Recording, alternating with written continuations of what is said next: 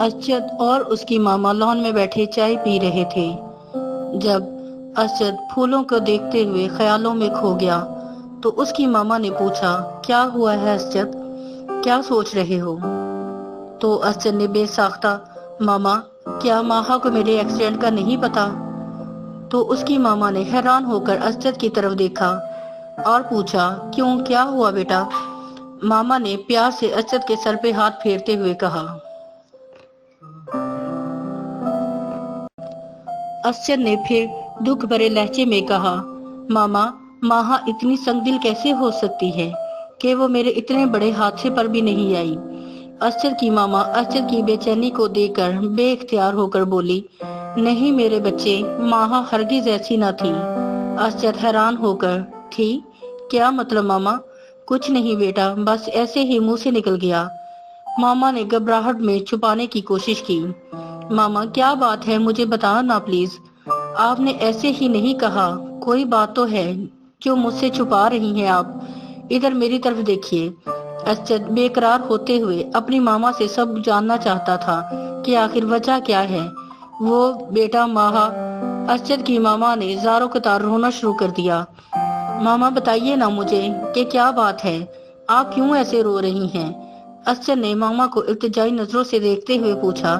तो असजद की मामा ने एकदम हौसला करके एक ही जुमले में असजद पर गम का पहाड़ तोड़ दिया। असजद बेटा, माहा अब इस दुनिया में नहीं है, उसने खुदकुशी कर ली है। असजद जैसे पत्थर का हो गया हो सुनकर और मामा बाकी सारी तफसील बताती रही और असजद बुत बना सुनता गया। और लंबे सुकूत के बाद असजद मामा से कहने लगा, मुझे माहा के पास जाना है मामा। गाड़ी में बैठे हुए असजद खामोश बैठा माहा के ख्यालों में खोया हुआ था। माहा की बातें असजद के कानों में अपने होने का एहसास दिलाते हुए गूंज रही थी। असजद पसीने से शराबोर था जबकि मौसम सर्द था। हीटर बंद करो, असजद ने ड्राइवर से कहा तो उसने हैरानगी से असजद की तरफ देखकर हीटर ऑफ कर दिया। असजद की मामा ने बेचैनी से पूछा, असजद बेटा क्या बात है? तो असजद बेसाख्ता सा बैठा रहा।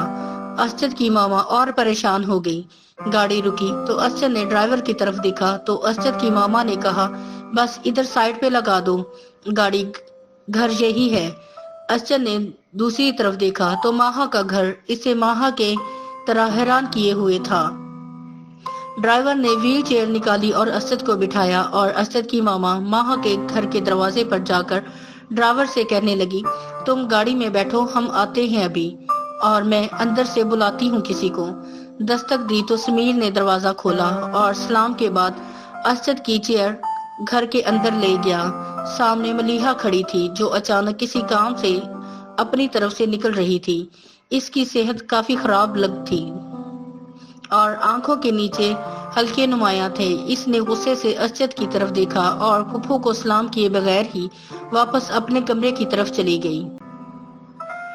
सब माहा की मगफिरत की दुआ कर चुके तो खाला ने मलीहा को आवाज दी तो मलीहा चाय की डिश हाथ में लिए कमरे में दाखिल हुई। तो सलाम के बाद चाय टेबल पर रखते हुए असजद के करीब आकर, मुझे आपसे बात करनी है। तो असजद ने चाय ना पीने का इशारा करते हुए मलीहा की तरफ देखते हुए कहा, मलीहा मेरे साथ चलोगी कब्रिस्तान? जी चलिए, मलीहा ने बगैर सोचे समझे जवाब दिया। असजद ने अपनी मामा से कहा, मामा मैं मलीहा के साथ माहा की कब्र पर जाना चाहता हूँ। तो असजद की मामा दुख भरे लहजे में, ठीक है बेटा, हो आओ, अल्लाह करे बेटा तुम्हें भी माहा की मौत पर सब्र आ जाए। और फिर मलीहा को मुखातब करते हुए कहा, बेटा मलीहा, असजद को ध्यान से लेकर जाना और ख्याल रखना इसका। मेरा बेटा मेरी अमानत है तुम्हारे सुपुर्द, क्योंकि अब इसको बच्चों की तरह संभालना पड़ता है। फुप्पो ये कहते कहते असजद को ममता भरी नजरों से बहुत नमनाक आंखों से देखती हुई माथा चूमने लगी। और फिर मलीहा ने असजद की चेयर घर से बाहर की तरफ निकाली और गाड़ी के पास गई तो ड्राइवर ने भागकर दरवाजा खोला और असजद को बिठाया और मलीहा भी सवार हुई। ड्राइवर को कब्रिस्तान जाने का बताया। गाड़ी में सवार होकर चल दिए।